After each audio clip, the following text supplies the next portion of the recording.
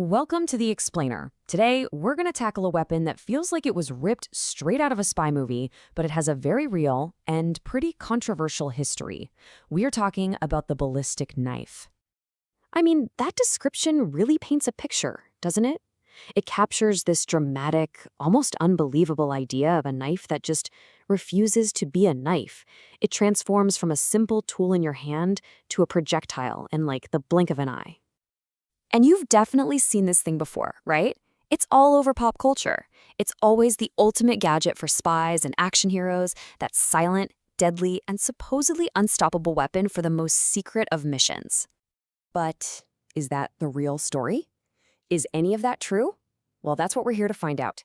We're going to peel back all those layers of Hollywood myth and explore the actual mechanical reality of this fascinating device. Okay, so let's get right down to it.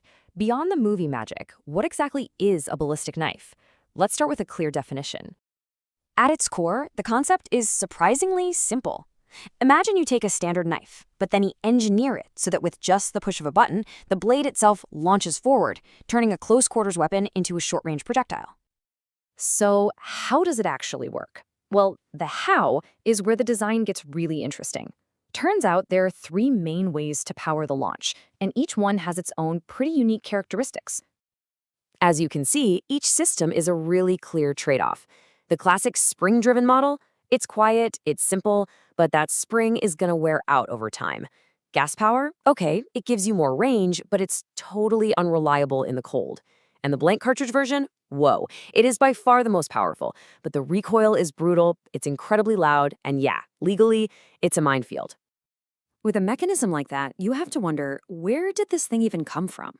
Well, this knife's journey from being a rumored weapon of Soviet special forces to a symbol of suburban panic in America was shockingly and consequentially very, very fast. Just look at this timeline. It shows you just how rapid its rise and fall really was. In less than a decade, the ballistic knife went from a shadowy rumor to a mail-order sensation, and then to a federally banned item. And it was all fueled by a single movie appearance. This is a classic case of pop culture directly impacting public policy. Now, despite its lethal reputation in the movies, the actual performance is, well, pretty limited. We're talking about an effective range of about 16 feet. That's roughly the length of a car, so hardly a sniper's tool. And this is the crucial point. The urban legends about its power were wildly exaggerated. The fear that it could punch through police body armor was a huge driver of the panic that led to its ban. But in reality, tests show its penetrating power is pretty minimal. We're talking it could often be stopped by something as simple as a heavy denim jacket. So that huge gap between perception and reality is what makes its legal status so fascinating. Let's take a look at how that fear got translated into law, not just in the US, but all around the world.